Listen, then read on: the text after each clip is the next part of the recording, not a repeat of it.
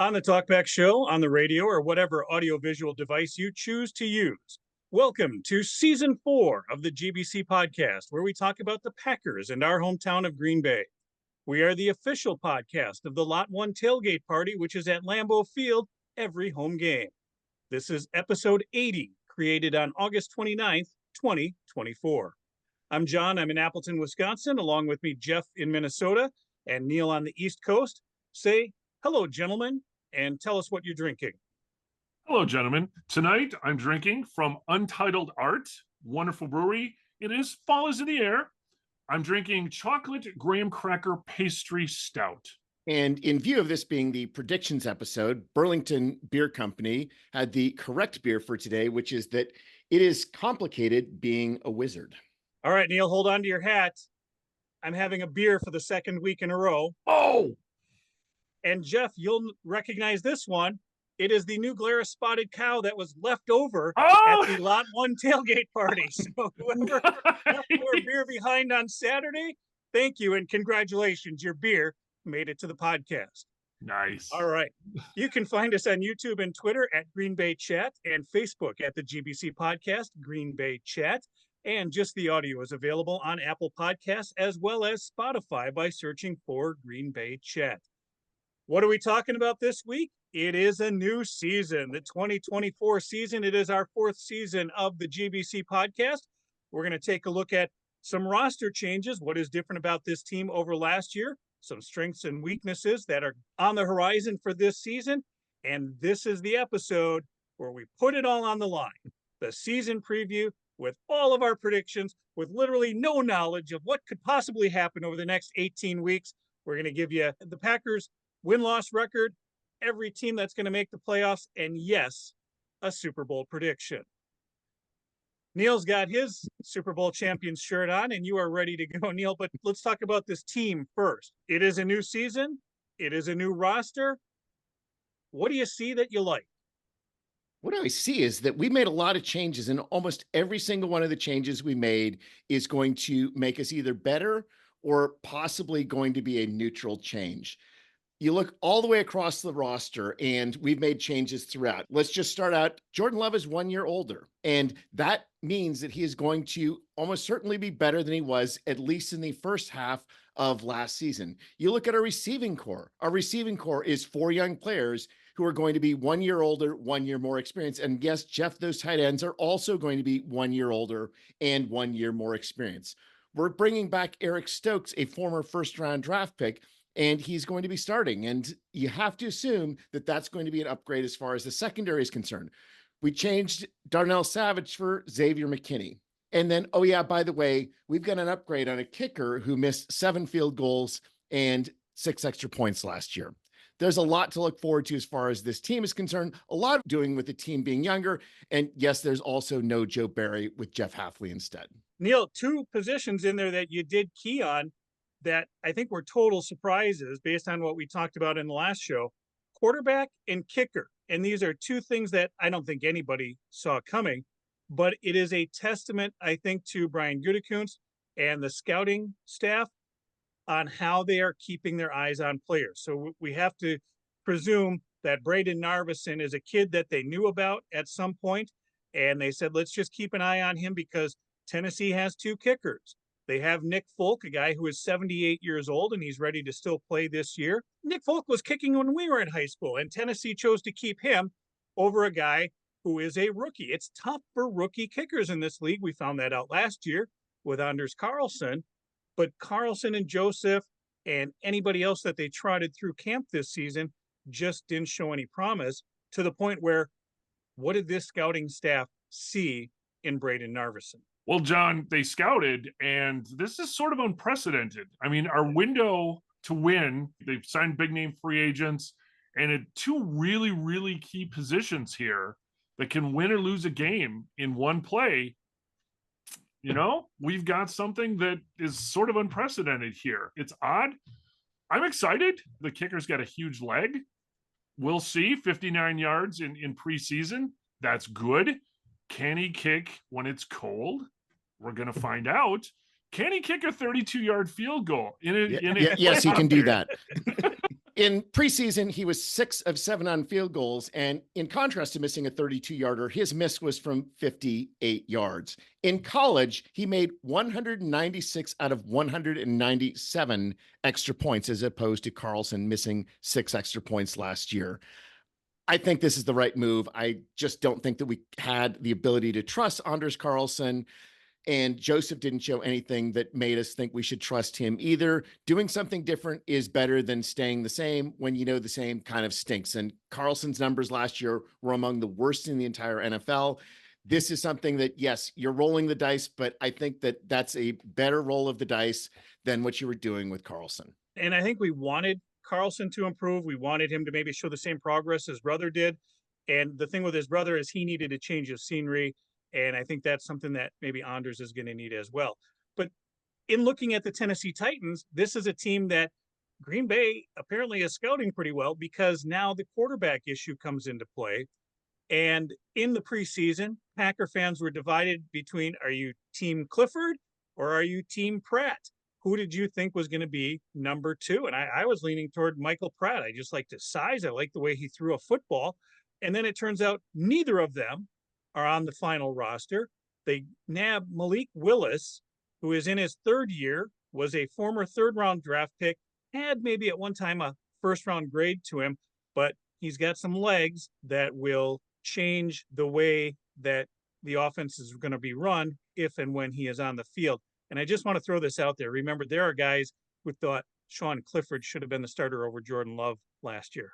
Oh, John, Sean Clifford is gone, but he's not forgotten. He is on the practice squad. I think it's unique with Malik Willis's, just his skill set. He's more of a run-first quarterback. So is this sort of to keep the defense, maybe, in practice, things like that? But it certainly brings another dimension as a backup quarterback. Is he going to replicate Jalen Hurts and Anthony Richardson, the first 2 quarterbacks you see? Is he going to replicate them in practice? Is that what you're saying, Jeff?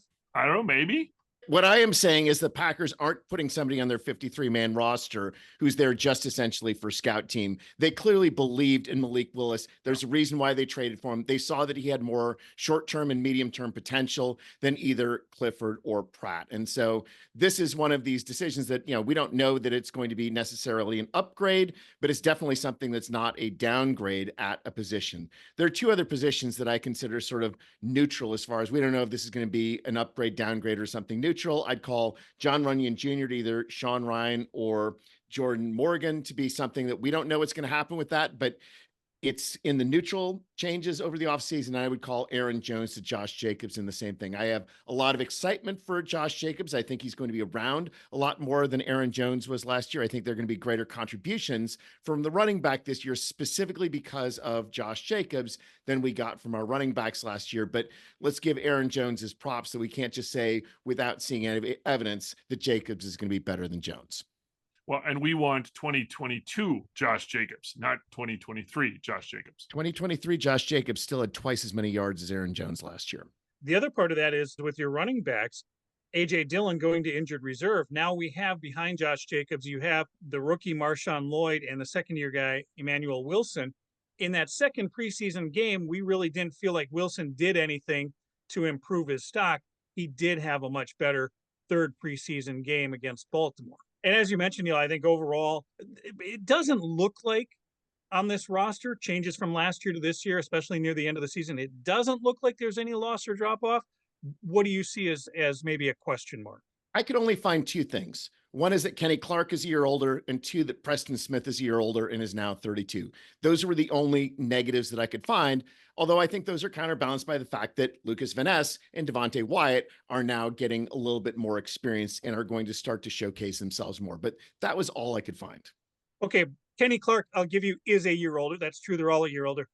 He's still only 28 years old, Neil. This is a kid that is still, he's in it, not in his prime, but he is still playing solid football. He's easily got 3 to 4 years left on this defensive line for this team.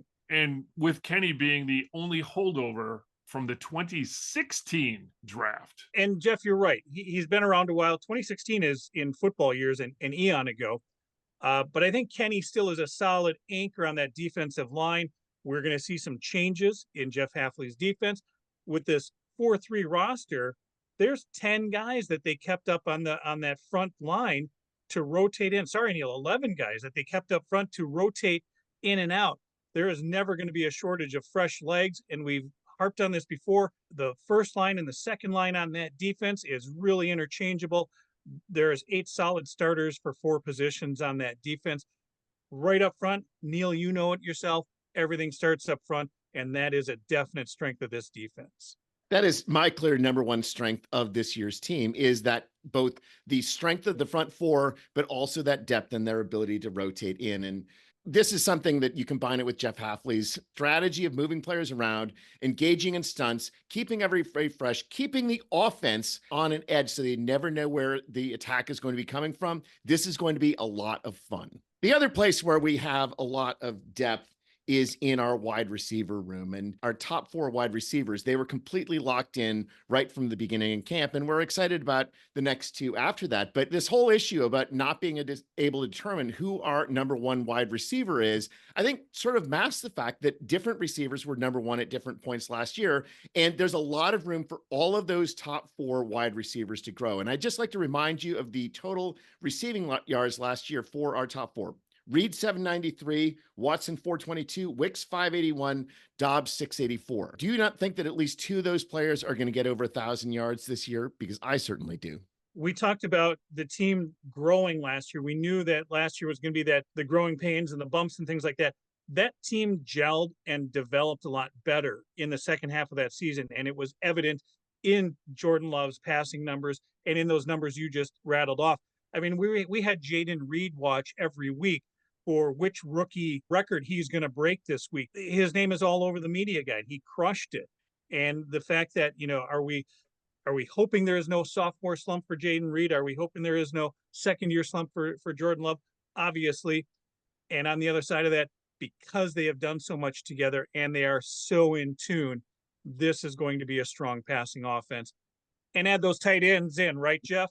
That's right. Complementary to the wide receiver. Who knows what they're going to do? That's what expect the unexpected from this offense. I would say the only thing that I specifically learned about what we're going to do for offensive formations on cut down days is, since we only kept 3 tight ends, we're probably not going to do a lot of 2 tight end sets, but that also means we're going to have a lot of freshness among our top tight ends. But then that brings us back to the other side of the ball.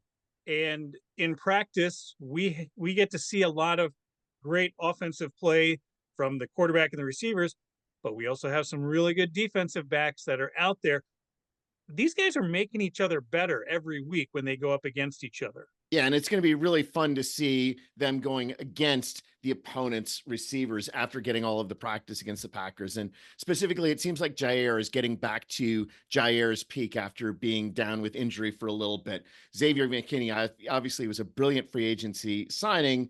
We talked about Stokes already and the potential of Stokes coming back as a first-round pick out of nowhere. And then obviously we've got Bullard. And then we've got excellent depth for guys who started a lot last year in the defensive backfield. And so I would say that we're a little bit less sure about the D-backs being a strength as we were as the wide receiver room or the D-line. But certainly this is a position that has the potential to be a dominant group for the Packers. So we've got strengths on the line, strengths on the defensive backs. How about those linebackers? I love the fact that Quay Walker is going to be now developing into year 3. I think that we're going to see a leap for him, and certainly he's shown plenty of things over the year. I think the questions are really going to be, how often do we have 3 linebackers or 2 linebackers? And then how quickly do our young linebackers develop? I think if we're relying on McDuffie and Wilson, we've got a fairly serviceable but average unit in there. We get development from those rookie linebackers, and that has the potential to reach a different level, but that will probably take time. But they are in a position, given the strengths in the front and the back, that they'll be able to develop. Even though they're young, they're fast, those linebackers. So I think that, going sideline to sideline, covering that ground, that's what we were sort of lacking, and just attacking. It seems like that's a strength for them. Remember, too, in the preseason, we saw a lot of vanilla packages in Hafley's defense. But one of the things that I think a lot of people liked was the rookie Evan Williams. And I think if we see him coming in dime packages and being a force in the middle of that field, we've got the potential for 2 or even 3 hard-hitting safeties out there at any given time. Yeah, and hopefully they're able to stop the run as well. and actually tackle, and tackle. And we saw that a little bit in preseason around the line of scrimmage and things like that. If these safeties are able to make some of these tackles, that's going to be huge. 4 down linemen's going to help that though too. Yep. Let's go back to the offense. Just like the defense, everything starts up front. On the offense, it has to start up front as well. We need solid blocking up front. Neil, you touched base on it earlier with the loss of John Runyon. But now what do we have in a core group of 5 and the other players that are sticking around? Is this a team that is going to be cohesive in that front 5? If you look at our playoff games, Sean Ryan was playing half of the snaps with John Runyon. And so arguably we're essentially returning the same offensive line that we did during the playoffs last year. And the question really is, what do we have as far as backups if and when somebody goes down? And obviously Jordan Morgan is somebody that we're relying on pretty significantly, but he's been out injured quite a bit. And I think there's a lot of concern if we have to go beyond that first group of 6 as far as our offensive line is concerned. And there's going to be a lot of shuffling, and they're obviously going to try to play their best 5 players no matter what. But I would say beyond those first 6 players, we certainly have question marks. There are players that might be good. There are players that are certainly going to be at the very least serviceable, but is it going to be good enough to protect Jordan Love in order to create holes? I just don't think we know at this point. And that therefore makes it not as strong as other areas of the team. And Neil, unfortunately, I think the carryover from last season on that is the weak spot is in the middle at center.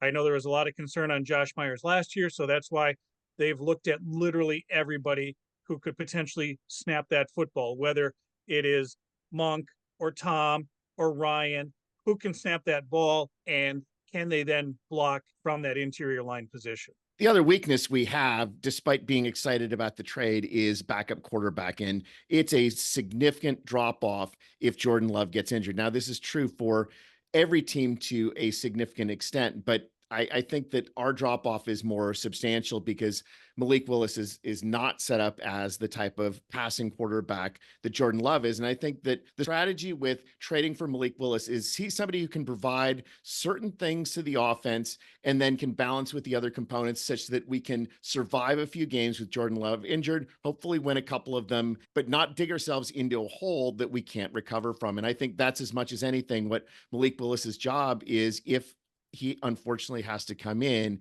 is just to hopefully be able to sufficiently tread water that we don't fall down too much in the playoffs race. Remember, Neil, if we're worried about who the 6th receiver is and the 7th defensive back and the backup quarterback, I think we're doing all right overall on the roster. But there is one spot that has been pissing us off to no end for as long as we can remember, Jeff, and it is your beloved ass hats. We have a great punter. Let's hang our hat on that. But what else? What's going to happen there with our long snapper and our kicker? Well, John, that is the $1 million question. These are our ass hats. We've been complaining about them for years. They're special, all right, in special teams. So now they're bringing in a kid, a rookie from North Carolina State, among other players, Mr. Braden Narveson. Will we be screaming his name in ecstasy or in agony? If we can cut down on the penalties, if we can have a solid punter, if this guy can hit his extra points and just hit most things, everything from 40 yards in, I think we'll all be ecstatic. It's just, I think we're going to be holding our breath for many games because we've never seen him play. So what's going to happen? What's going to happen when it gets cold? Who knows?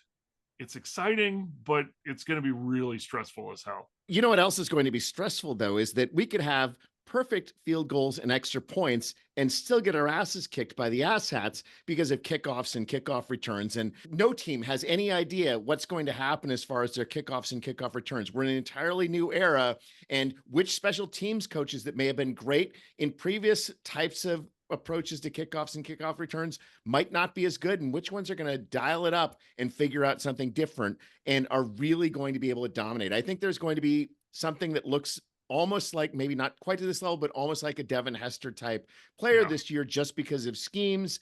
And the only hope that we have is, let's hope that President Nixon ends up being the person who's doing that. Expect goofy shit on kickoff returns. And Jeff, did you see what jersey number they gave Braden Narveson? 44. Chuck Foreman, 44. baby, Chuck Foreman. I'm going to call it now. This is going to be a story that we're going to be talking about for the next 12 to 15 years. And Braden Narvison's name is going to be in the books next to Ryan Longwell and Mason Crosby. Christ, I hope so. And then one final thought as far as the Packers are concerned. We talked about being one of the youngest teams in the NFL last year.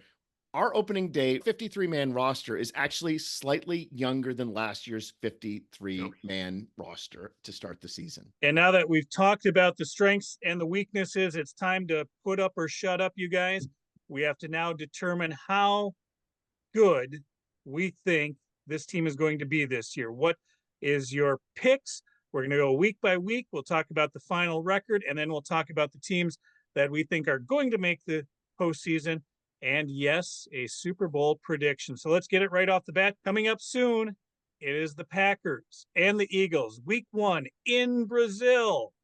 This is a big matchup of two strong teams in the NFC. And I believe that Philadelphia is going to come away victorious in week 1. I'm giving the Packers a loss to start things off. I don't, John. It's a win. It's neutral. We're going to see what this offense and defense can do. I'm optimistic. I got to win. If this game were at the Link, I would be there and the Packers would probably lose. This game is not at the Link. It's in Brazil. It's at a neutral site. I think the Packers are going to win this one. Nice. Okay, my thought on that is just Philly is put together and Green Bay is still young, ready to go. They're going to start off flat, but let's go to week 2. It is the home opener in Green Bay. The Indianapolis Colts coming to town. Always a big game, the home opener. And I say the Green Bay Packers take a victory over the Indianapolis Colts. Yep, 2-0 to start the season. I've got a victory as well. I will be there to watch the Packers beat the Colts. The Packers do not lose home openers. And then we are quickly going on the road. It is the GBC podcast road trip to Nashville, Tennessee. The Packers at the Titans in week 3. And while our record on road games is not good, we're 1-2, following the team very narrowly because that Cincy game could have been a loss as well. I think we even our record here, 2-2. Packers take a victory over the Titans. I've got a 1-3, John, as well. I've got a loss to the Titans. I think the Titans are going to be good this year. Hint, foreshadowing. It could go either way, but I've got a loss. I do not think the Titans are going to be good this year, and therefore I think it's going to be a win. All right, coming back to Green Bay, week 4, it is the first of 3 gold package games. Jeff, you're going to bring all your friends from Minnesota for this one as the Vikings come to Green Bay. The Vikings will be lucky to win 3 games this year, and one of them will not be in Green Bay. Packers over the Vikings in week 4. Agreed. It's a division rival. It's not a must-win game, but it's early in the season. It's a huge rival. This has got to be a W. It's going to be a win, and the gold package fans are going to be really loud. All right, and then it is time to head out west to Los Angeles. One of the road trips we considered.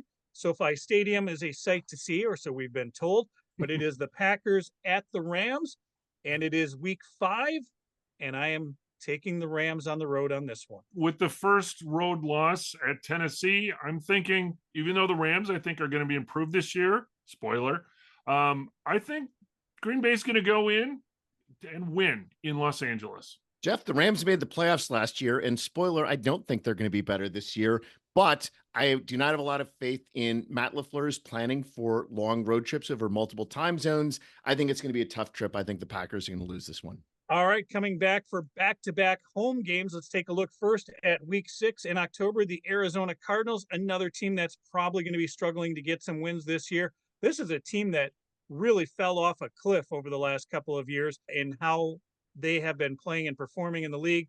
They still don't have it together. Packers over the Cardinals in week 6. Agreed. I've got a win here at home. Same. And back-to-back home games, as I said. So let's keep it here. Week 7. Houston Texans, a big game that between 2 young quarterbacks, a game that was expected to be prime time or just featured, and it is Sunday at noon, but it is again in Green Bay in October. I'm taking the Packers in what I consider one of 4 signature wins on this season, Packers over the Texans. You know, I'd like to agree with you. I think there's a lot riding on this game. Bragging rights, I think young quarterbacks, it's a fantastic matchup. I've got the Packers losing here, and hopefully this will be a game that they will learn from. I, on the other hand, think the Packers are going to win. I think it is going to be a great matchup between the quarterbacks, but the Texans had a lot of luck going in their favor in their 10-7 record last year. And there's going to be reversion for this Texans team, even if Stroud ends up being better than he was last year. I think the Packers are the better team. The Packers at home, the Packers win. In week 8, the Packers travel to Jacksonville, and I feel that is probably going to put everything on the field just to get that win over Houston in a signature game. And unfortunately, that means a road trip to Jacksonville may not be fruitful. I'm taking the Jaguars over the Packers. I've got to win on the road. I think I said, because I had them losing to the Texans at home, this is going to be a bounce back game. They're going to be angry and they're going to take it out on Jacksonville. I've got to win here. I think it's going to be a hot game in Jacksonville. I think Trevor Lawrence is itching to come back and reestablish himself in the upper echelon of quarterbacks in the AFC.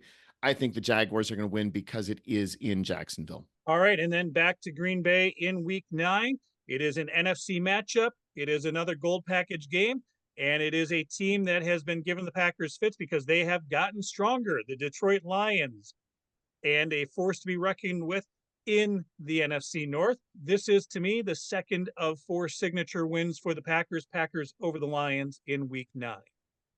I agree with you, John. This is a signature game.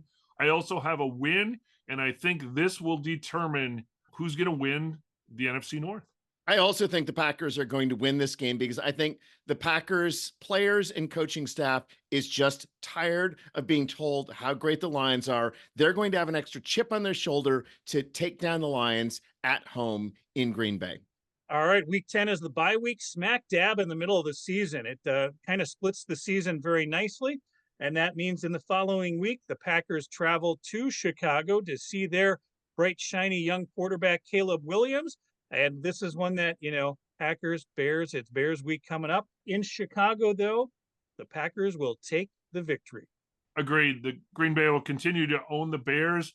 Not sure if their shiny new quarterback is going to be upright at this point in the season, but I think they go to Chicago. And again, for me, this is really important, a division game, and just to impose their will on the Bears. Yeah, I think that the Bears are going to be frisky this year, and I think that Caleb Williams is going to shine a lot, but I think that he's also going to have tape on him at this point. But most importantly, the Packers are coming off a bye. The Bears are not coming off a bye. That gives the Packers the advantage in Chicago. Brings the Packers back home for another great back-to-back home series, this one with a short week, Sunday, Thursday. Let's talk about that Sunday game first. Another team that has been a juggernaut in the NFC the past few years, a team that Green Bay just needs to prove themselves against in the San Francisco 49ers. It is the third signature win for me this season. The Packers are not going to let San Francisco come into Lambeau Field this year, at least in November, and get a win. Packers over the Niners. Well, I disagree. I think that they've got to get over the 49ers, but I don't think it's going to be this game. I think the 49ers are going to be ready after an emotional win in Chicago. I think San Francisco comes in. I think it's going to be close. And this could be one of those goofy shit kind of games where something weird's going to happen and it's going to affect the outcome, but I've got a loss here. Yeah, the Niners are coached really well, and at some point we're going to have offensive line issues that are going to hurt us. And I think that San Francisco is going to be the team in the regular season that causes us to have a little bit of pain. I think that we lose this time to the San Francisco 49ers. I've got it as a loss. And we talked last year about the short weeks, the Thursday games, and the Packers playing on Thanksgiving, this time hosting in prime time. It is the Thursday night matchup, the Packers and the Dolphins. They seem to have holidays with the Dolphins. It was in Miami for Christmas a few years ago. It is in Green Bay for Thanksgiving. I'm going to have a full belly, take a nap, and then I'm going to tailgate, and then I'm going to watch the Packers beat the Dolphins for their 4th signature win of the season. Yep. I also have a win here. I think this is a really important game. Obviously, the late national game on Thanksgiving. The Packers did really, really well last year against Detroit in the early Thanksgiving game. And again, to show everyone what they can do, I think this is a really important game to win. And Thanksgiving in Green Bay, it could be 20 degrees. It could be snowing. I think Miami's going to be at a little bit of a disadvantage there. And again, a win for the Packers. It's a short week. Miami's the road team. They always have a disadvantage in short week. And on top of it, they're a hot weather team playing someplace where it's going to be at the very least cool, if not cold. I think this is a game where it's, yes, the Dolphins are going to be a good team this year, but I think the Packers have a huge advantage. Packers victory. In the rare Thursday to Thursday on the schedule, Packers at home on a Thursday, then travel the following Thursday, going to Detroit, playing in Thursday Night Football. Packers at the Lions. And because of the strength of these two teams and their need to both play well and play well against each other in particular, I think Detroit gets the advantage at home on this one, especially after coming off of the two big wins with the Niners and the Dolphins. Packers will take the loss in Detroit. I've got a loss here too, but remember last year again on Thanksgiving, Green Bay went into Detroit and shocked Detroit. I don't think that Detroit's going to be ready for him this time. And so I feel Detroit at home is going to be too much to overcome. I've got a loss here. Yeah, so do I. It's going to be extremely loud in Detroit. And again, this is a case where their strength goes against one of our lesser strengths, certainly, or if you want to call it a weakness, as it were. But I think this is another case where our offensive line's limitations are going to come into play. And this is going to be revenge essentially for the game before. They're going to have a little bit more of a chip on their shoulder with this game as well. So I think that this is a loss for the Packers. All right. And then it's a lot of miles for the Packers because they got to go from Detroit and come back to Green Bay. And then they end up in Seattle in December. Could be a chilly night, but a Seattle team that probably is going to be struggling quite a bit this season. Packers going to be in their December form, and they are going to take a win against the Seahawks. I agree that it's a long way to travel, John, but they sort of have a little mini bye here because they're coming, Thursday to Sunday. So I've got to win. I don't think the 12th man is going to be quite as frisky. You're right. I think Seattle might have some challenges this year, and this is a national game. Green Bay wants to show out here. I've got to win. Yeah, my brain wanted to choose Seattle to win this game because of all of the issues that the teams have playing in Seattle, but I agree. I just don't think there's a whole lot going on in Seattle this year, so I've got a Packers victory. All right, and now we are into the holiday season. It is Christmas Eve. It is a Monday night matchup where the Packers hosting the New Orleans Saints, another team that is going to struggle this season, and a dome team that is coming to Green Bay in December spells a Packer victory. And Monday night, the Packers only Monday night showing as well. So they want to show out well on Monday night. Yes, I think you've got a dome team. It's a W. Dome team in Lambeau at night and a dome team that's not very good. Yes, Packers victory. All right. And then the following week, Jeff, are we making the road trip? Are we going to go to the Vikings-Packers game this year in December? I don't know. Come see me. I'll be that's here. A better answer than you gave last year. So that's good. It's possible that the Vikings will be asking the Gophers to come and play for them by the time this game rolls around. That's how bad this Viking season is going to go. It is going to be a Packer victory in Minnesota in late December. Agreed. It's in a dome. It's kind of a little break for the Packers here to play indoors. And it should be a win. I think it would be a huge upset if they come into Minnesota here and lay an egg. So I've got a win for the Packers. The Packers are in a drive for playoff position, and we saw what the Packers did last year when they were in a drive for playoff position. Packers victory. All right, and then the only January game on the regular season roster, it will close the season. It is a gold package game this year. It is the Chicago Bears coming into town. The way I've got this kind of working out, I think that Green Bay by this time has the division wrapped up. I don't think they have anything to play for. It's going to be a noon game on a Sunday. It's going to be an afterthought, and you're going to see all the backups play. And Chicago is going to play for pride and will take a victory in the last game of the season. John, I completely agree with you. I've got a loss here. I hope that the Packers have it all wrapped up at this point. If they don't, it's Bear week. I think they do win, but hopefully they'll have it wrapped up and it will be scrubs. And you know what, if they win or lose, I don't really care, but I've got a loss here. Yeah, I think we're going to be fighting both for the division and for the top seed at this point. I think this is a game that's going to matter. I've got a Packers victory. All right, I've got it on paper. We've got it on tape. If my numbers are correct, that means I've got the Packers with a 12-5 record. Jeff, you have the Packers with a 12-5 record, and Neil going for the 13-4 season once again, a 13-win season for Matt LaFleur and the Green Bay Packers. That means we got to take a look around the league and how we think everybody else is going to do, and then make our playoff predictions. The one thing I will say, looking at this schedule, there are 8 teams in the NFC that just stink.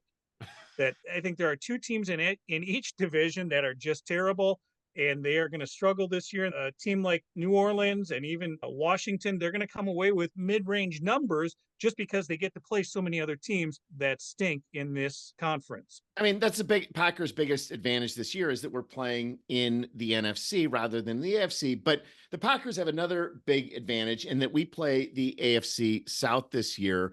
And when you look at the games, you've got to look at what teams each division is playing. And you take, for example, the East. So obviously the Cowboys and Eagles are going to be rivals for us as far as playoff positions. But the Eagles and Cowboys have to play the entire AFC North, an AFC North that had 3 playoff teams plus the Bengals last year. That makes their road a lot tougher than ours against the AFC South. And similarly, if you look at the AFC West, they have to play against the AFC North. And the matchups that you have between divisions, I think, are going to have a significant impact on the final playoff races. Let's start in the other conference, right? Because we don't care about the AFC. Let's just take a look at what we got there. So I'm going to break it down for you. Number 1 seed in the AFC for me, once again, the Kansas City Chiefs. Number 2 seed, I'm taking the Baltimore Ravens. In the 3 seed, the Miami Dolphins will be taking top honors in the AFC East. And then the 4 seed will be the Houston Texans in the AFC South. And then their wild card teams, I've got Buffalo in the 5 spot, Los Angeles Chargers in the 6 spot, and the Jacksonville Jaguars in the 7 spot. Narrowly missing the playoffs this year will be the Bengals and the Browns, also with 9-8 records. I'll start with my number 1 seed, and that is the team from the AFC North, the Baltimore Ravens. AFC West champions are going to be Kansas City Chiefs. Then let's go over to the AFC South. I've got the Texans winning that division. And finally, the AFC East, the Dolphins, and I've got them as the 4 seed. So Ravens, number 1 seed. I've got the Chiefs 2, Texans 3, Dolphins 4. The wild card teams, I've got Cincy 5. I've got those frisky Jets as 6 coming out of the AFC East. And as mentioned earlier, I've got the number 7 seed, those Titans. I have got things that are broadly similar, but I have Buffalo number 1 seed. I think that this is the year that the Bills actually break through, and this may be just me choosing Bills every year at some level, but I think this year the Bills actually end up winning it. I think that there are enough other weaknesses that they have, and the AFC East specifically gets to play the AFC South as one of their divisions, and then the NFC West. So I think they've got some easier games, and they've got an easier road than the other divisions. I've got Kansas City as the 2 seed. The biggest problem Kansas City is that they've got to play the AFC North. Ravens is the 3 seed just because the AFC North is tough. And then I've got the Texans at 10-7 as the 4 seed. And that just goes to that reversion thing. And then you're right. The wild card teams were the most difficult things to pick in the entire prognostication that we're doing. I've got Cincinnati, the Dolphins, and the Jaguars as my 3 wild card teams. Jeff, I really love your optimism with the Jets. I've got them taking 5 wins on the season, and I don't think Aaron Rodgers finishes the season as the starting quarterback in New York. And as we move over to the NFC, I'm going to make a correction on something I said earlier. And now looking at my notes, I actually do have the Minnesota Vikings getting 4 wins this season, not 3, as I mentioned earlier. All right. Let's thank you for that at, correction, John. Let's take a look at how we break down the NFC. I am taking in the number 1 seed, the Philadelphia Eagles. I think that their collapse late last season was rough. I think they're going to come over that this year. This is a team that is really looking to prove themselves. I actually have them with a 15-2 record on the season. Number 2, those pesky San Francisco 49ers. Packers taking the NFC North with a 12-5 record and the 3 seed. That leaves the NFC South. And yes, the Atlanta Falcons with the 4 seed. The wild card teams in the 5 seed, the Dallas Cowboys will be up there as well. 6 seed, the Detroit Lions, and rounding things out at number 7, the Carolina Panthers. Great minds think alike, but not entirely alike. So I've got San Francisco, the 1 seed, coming from the NFC West. The Packers as the number 2 seed, NFC North. I've got the Eagles as the number 3 seed out of the NFC East. And I've got those frisky Falcons coming out of the NFC South because, well, somebody has to win the division. So my wild cards then, I've got the Lions at number 5, Dallas at number 6, and the Rams at number 7.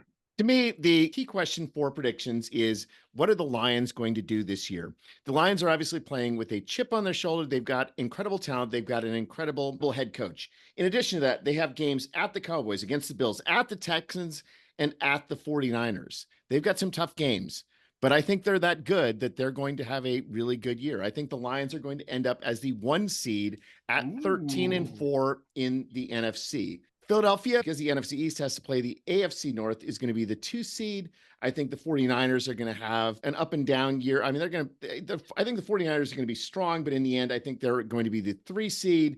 And then I agree with you, Jeff. I think Atlanta is going to be the 4 seed because Atlanta going to the playoffs with a 9-8 record is a perfect Kirk Cousins season. Yes, absolutely. That obviously leaves the Packers, despite being tied with the best record in the NFL, being the 5 seed as the first wild card.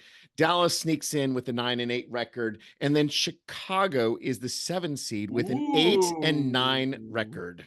And 3 out of the NFC North. Wow. Neil picking all of the anomalies with his breakdown. Let's go take a look at how the playoffs break down with who we picked the 1 through 7 seeds are. I'll start off in the AFC here. So I'm going to just make it kind of easy. I'm going pretty scratch in the AFC.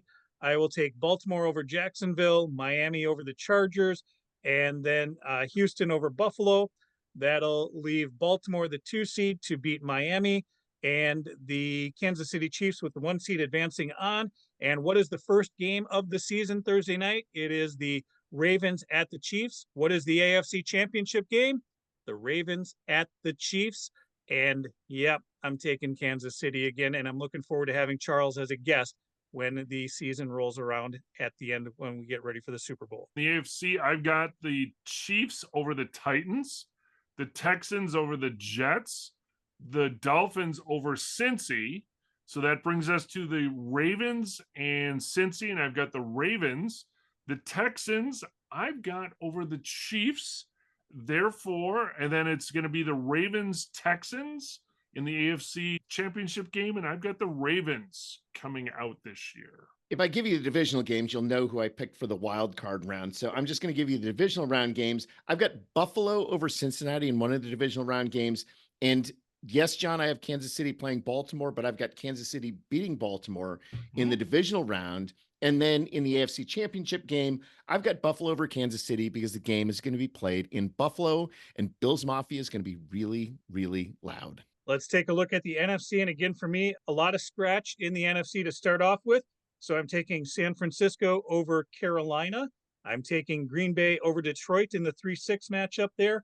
And the Dallas Cowboys are going to travel to Atlanta and come away with a playoff win for the first time in a long time and move on there. But they will quickly then have their dreams squashed by the Philadelphia Eagles. This will be the game that the Packers will definitely show that they have overcome the hump of the San Francisco 49ers, not only by beating the 49ers, but doing so in San Francisco. That's going to leave. What is the second game of the season on Friday night? It is the Packers technically at the Philadelphia Eagles. What is the NFC Championship game? It is the Packers at the Eagles. Only this time I am taking your Green Bay Packers. I'll just continue on a theme then here because so I've got in the playoffs Packers over Rams, Dallas over the Eagles. So again, Dallas actually winning a playoff game. I thought is that as well. Just a wild card round to be fair. So exactly. Yeah. Okay. Let them win. Let them win one. Get them a little confidence, right? And then I've got the Lions over the Falcons. So then division, San Francisco, Dallas. I've got San Francisco ripping Dallas's heart out. And then a matchup between the Packers and the Lions, with the Packers prevailing. And here's where our Packers are going to get over the hump. NFC Championship, Packers, San Francisco, in San Francisco, Packers come away. I've got a Packers-Ravens Super Bowl. So first of all, let me just say, there are only actually 5 teams I wanted to pick in the NFC. I just don't think the other teams are that good. But be that as it may, the way that I've got it set up, I've got Packers over Atlanta in the wild card round. I've got the 49ers over Dallas and Philadelphia over Chicago. Divisional round, Packers over Detroit in Detroit. 49ers over Philadelphia. And then in the NFC Championship game in San Francisco, yes, this is where I see the Packers getting over that 49ers hump. Packers over the 49ers in the NFC Championship game and a Packers-Bills Super Bowl. All right, that means Ooh. we That, have to John. make the big prediction. It is Super Bowl 59. It is in New Orleans, Louisiana, at the Caesars Superdome in New Orleans. Where have the Green Bay Packers had the greatest game of our adult lives? But New Orleans, I am taking the rematch of Super Bowl one, Packers Chiefs.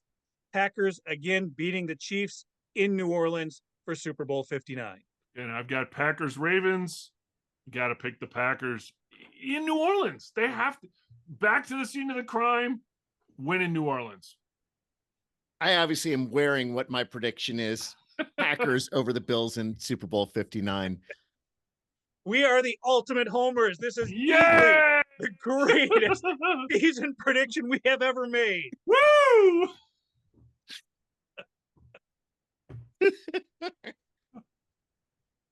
Okay, we should probably pause it here. So, can I let you in a little secret? I'm playing fantasy football again this year. Jeff, nobody We cares about don't your care. fantasy team. Nobody cares.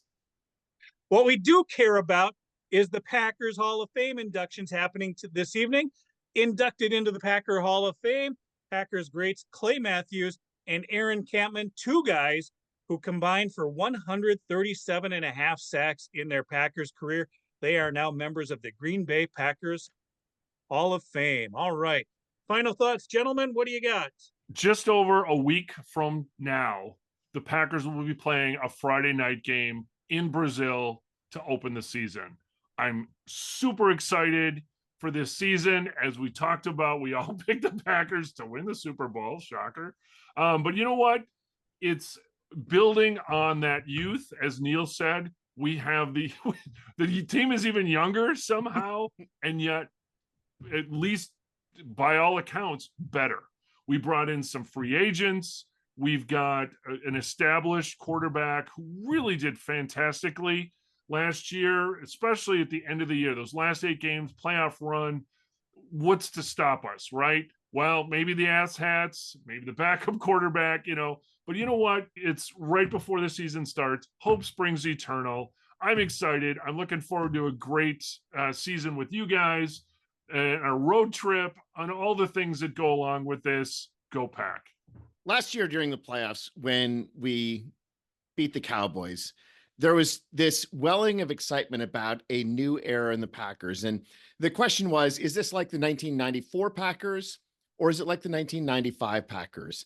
Or alternatively, you could say, is this like the 2008 Packers or the 2009 Packers? And I think last year's Packers team had a lot of things in common with those 95 Packers and with those 2009 Packers. I think the Packers are going to be a wild card team this year, but I think we're going to have a strong 13-win season. So that sort of combines both elements of 96 and 2010. I think there's a lot to be said. We have the advantage of playing in a weaker NFC as well.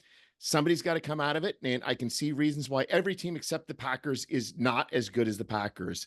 That doesn't mean that we're necessarily going to always be the best team, but I think that we are a team that is built for going to the Super Bowl. And once we're in the Super Bowl, we're going to be able to win it. Go Pack, go. And definitely excited for our 4th season in the GBC podcast. Looking forward to bringing some great Packer content throughout the season, and definitely looking forward to tailgating in Lot 1 this year. Jeff, we had a great day on Saturday for the preseason game. It was a little toasty, but Yes, a beautiful day, good crowd, and a good precursor for what's going to happen. I think that when we talk about it coming up, the season opener is going to be En Fuego. Looking forward to that, and just a great season for the Packers, great season tailgating as well, and a great season with you two bringing the podcast. For all of our viewers and listeners, we thank you for joining us as well. If you're watching us on YouTube, please hit subscribe, leave a comment. It's free. Hey, find the GBC podcast at Green Bay Chat. That's all one word, Green Bay Chat. We are on Twitter, Instagram, TikTok, Snapchat, Apple Podcast, and Spotify. On Facebook, it is the GBC podcast, Green Bay Chat. And may you fully appreciate the magnitude of your impending good fortune. Thanks for joining us. Good All night. right.